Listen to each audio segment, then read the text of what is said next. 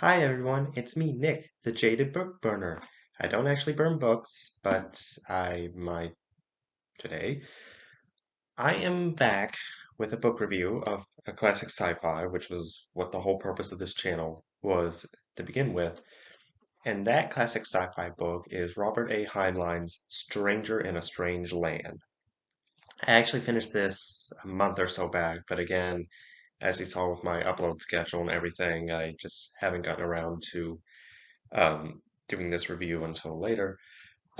This is probably, out of all the classic sci-fi novels I read, next to Dune, this is probably the one that is considered like one of the most important. It was the first sci-fi novel to end up on the New York Times bestseller list. It won the Hugo Award. I don't know if it won the Nebula. I don't know if it was the Nebula was around yet. And it also is on the U.S. Library of Congress's list of books that shaped America. I forget how many are on that list, like a little over 10, but this is one of them. And after reading it, I can see why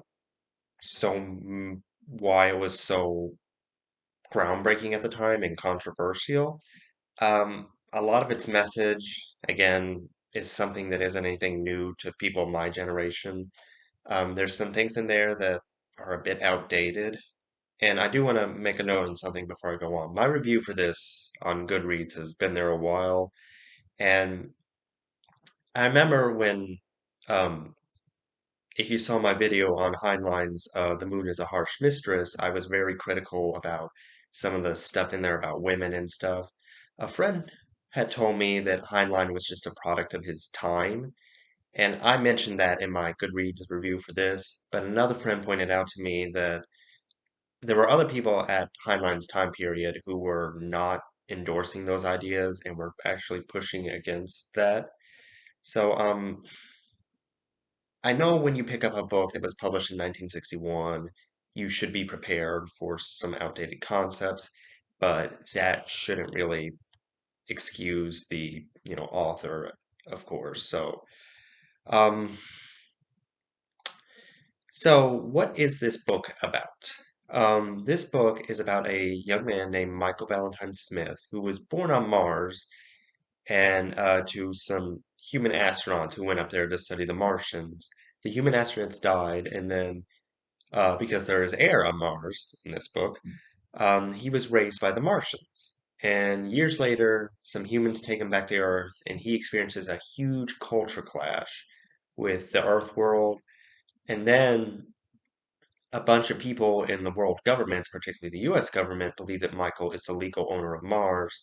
So a lot of people like try to kidnap him and stuff like that to get ownership of Mars. And there's, at least in the first two-thirds of this book, like political espionage, philosophy on American life. And in the last third, there is a sex cult. I ultimately gave this book 3 out of 5 stars. Because I can understand why it's considered so important and why people loved it. Again, it's not a huge groundbreaking message anymore these days, and the message of the book is ultimately and Heinlein himself said this, that he wanted people to keep questioning things in society. However,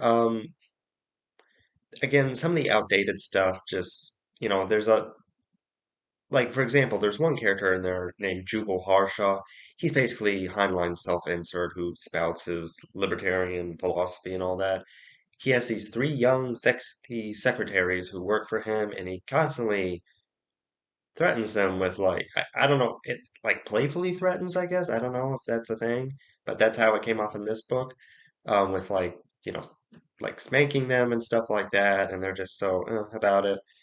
And then there was a line in here about how 9 out of 10 times, if a woman is raped, it's her fault. Yeah, that was a line in this book. I think it was actually said to a woman, and she really didn't protest that much. Again, Heinlein and women. So that's another reason why I took some stars off. I will say that when it comes to the story, uh, compared to The Moon is a Harsh Mistress, this one is a bit more interesting, and the way it's told is a lot better. again, the moon is a harsh mistress. It was just constantly showing and or constantly telling and not showing. And just diatribe after diatribe, paragraph after paragraph of stuff that happened that the character describes of what's happening. This we see the characters, Michael, Jubal, and a young woman, nurse, uh, Jill, experience these things for themselves. It's still written in third person, but we see it through their eyes. There were parts of it that I did like. I did like this whole like long espionage they went through. I liked how um Michael like tried to reconcile parts of his Martian life to Earth life and how Earth humans were like so like they just couldn't understand him sometimes.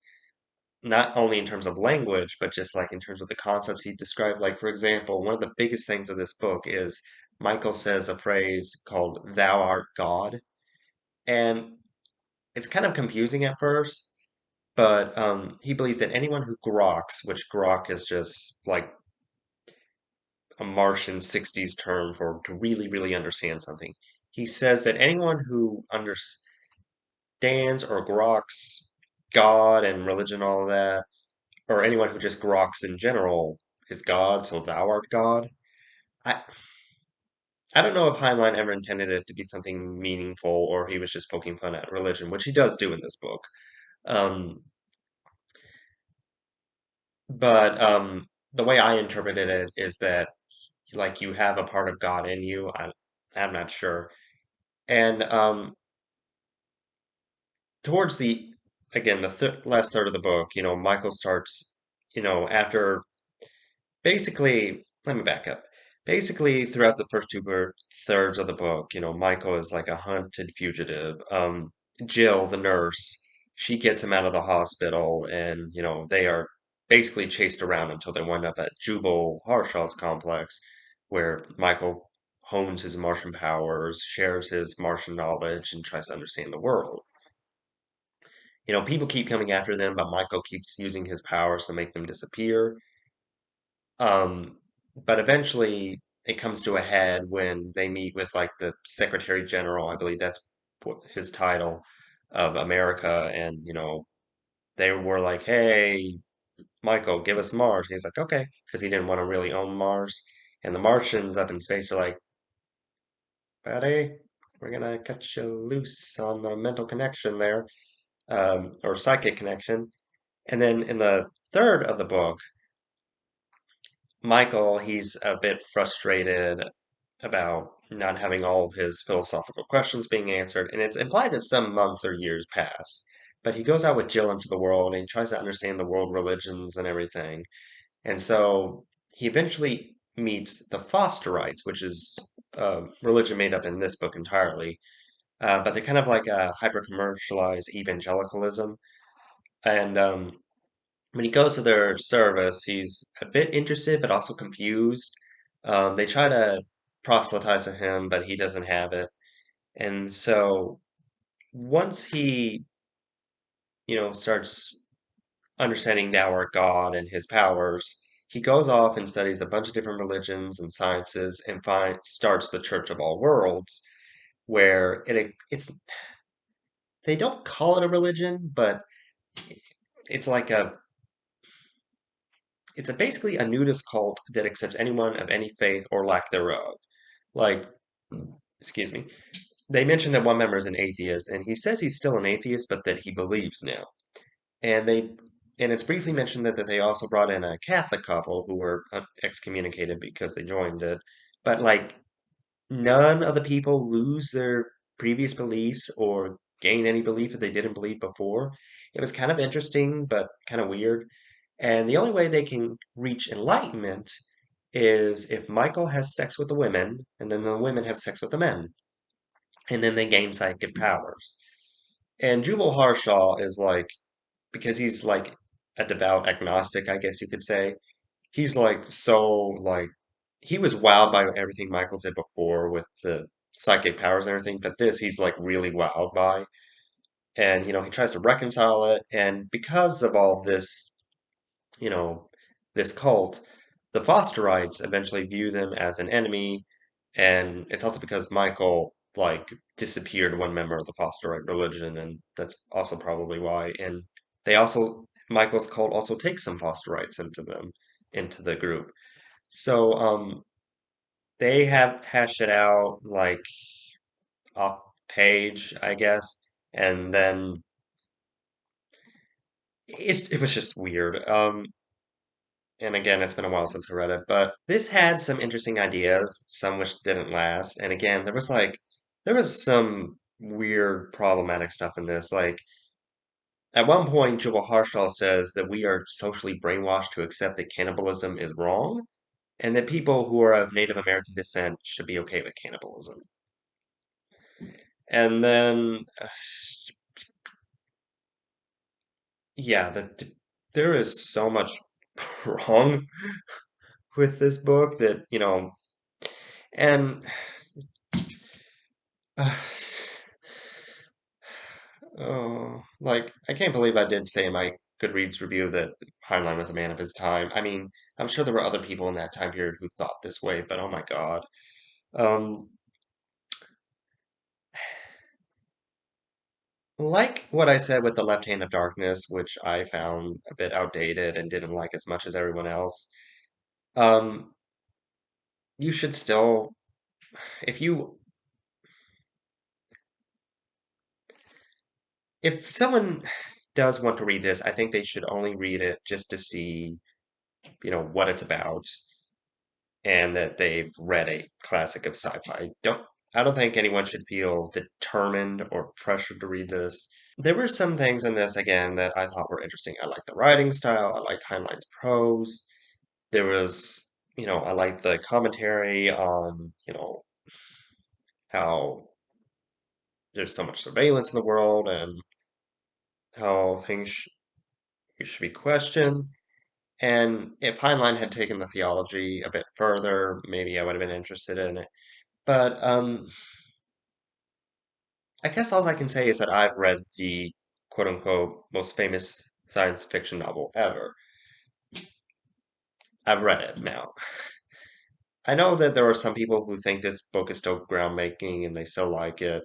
And I can again see why it was so big. But for me, it was, again, it was all right. I've read The Stranger in a Strangeland. That's what I can say. Um, so yeah, there's that. Sorry that this isn't as deep a dive as before. If you want a basic summary of what happens in this book, just watch Overly Sarcastic Productions um, video on this book. It's pretty funny, and they even point out some of the other problematic stuff. But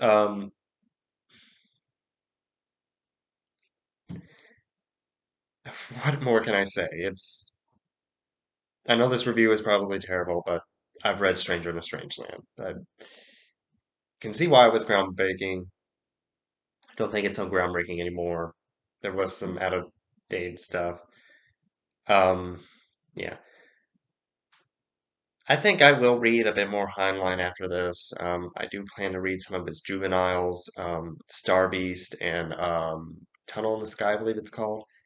And at some point, I will read, and this is one of his adults, I Will Fear No Evil, just to see what Heinlein's take on the whole gender thing is.